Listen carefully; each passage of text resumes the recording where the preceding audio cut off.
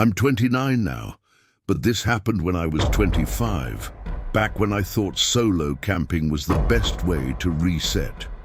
I work in IT, spend too much time staring at screens, and at the time I was proud of how independent I'd become. I'd done a few short trips before, always somewhere near a main road, but that weekend I wanted something quieter. I drove 3 hours out to a state forest I'd never been to before. It was late summer, dry, the kind of evening that feels lazy and endless. I remember how ordinary that day felt. I stopped at a gas station for jerky and Gatorade, chatted with the cashier about the heat wave. The drive was long but peaceful. Empty fields, radio static, sunlight flickering through trees.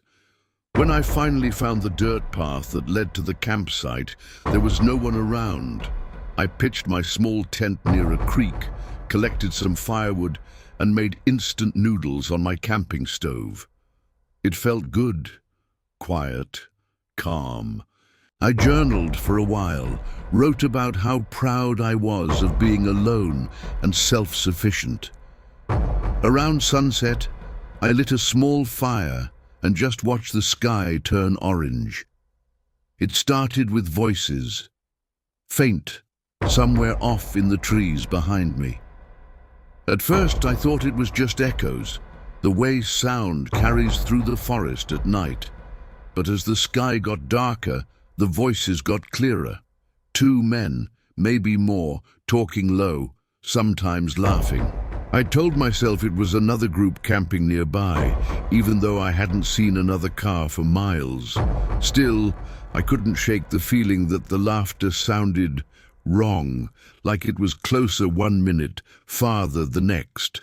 I tried to ignore it, put on a hoodie, and stared into the fire until the flames blurred my thoughts. By 10 p.m. the woods had gone silent again. Too silent. No crickets, no creek sounds, nothing. Then I heard a single snap of a branch behind me. I froze.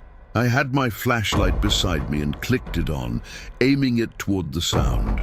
For a split second, I caught the reflection of eyes, human eyes, before the light hit a tree. I called out, "Hello? Someone there?" Nothing. My heart was pounding so hard I could hear it in my ears. I turned off the flashlight and tried to convince myself it was a deer. 10 minutes later, I heard slow, deliberate footsteps circling the edge of my campsite. That's when I decided I was done pretending to be brave. I got up, threw some dirt over the fire, and crawled into my car, locking the doors. I sat in the driver's seat, headlights off, holding my phone with no signal. Around midnight, I saw something moving near the trees. A man, tall, thin, wearing what looked like a dark hoodie. He stood just at the edge of my headlights, half hidden. I thought maybe I was imagining him until he stepped forward. His face was blank, almost expressionless. I cracked the window an inch and yelled, "Can I help you?" He didn't answer, just stared.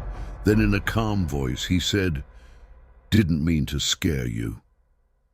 I didn't know what to say. My throat went dry. He took another step closer. "Where's your camp?" I asked, trying to sound casual. He smiled, a slow, crooked grin, and said, "You're in it." That was enough. I started the car, tires spitting gravel as I reversed down the path. In my rearview mirror, I saw him still standing there, watching my headlights disappear. I drove until I hit cell service, parked outside a closed gas station, and called the police. They sent someone to check the area the next morning. When they called me back, they said they didn't find anyone, just my half-burned fire and some footprints. The officer on the phone asked if I might have mistaken my own prints for someone else's. I didn't argue. I just said thanks and hung up. For days after, I kept seeing that man's face whenever I tried to sleep. No expression, just watching. 4 years later, I still camp sometimes, but never alone. Last month, a friend sent me a news article about that same forest.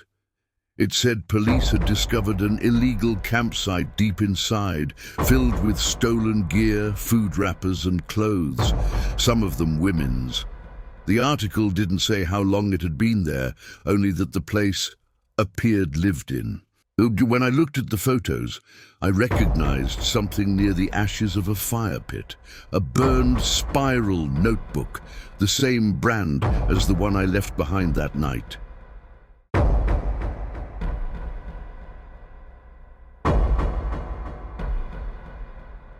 I'm 33 now, but this happened when I was 27.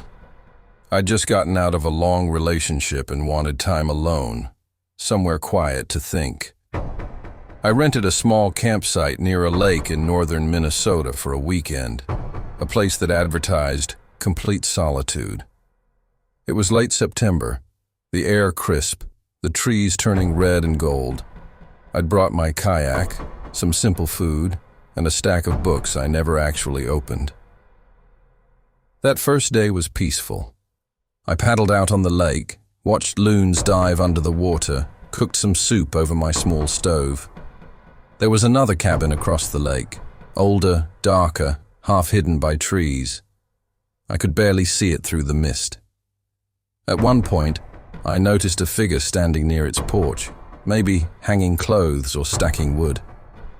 I waved, but they didn't wave back. I figured it was just another camper who wanted privacy, like me. That night, I sat by my fire, listening to the gentle lapping of water against the shore until I fell asleep.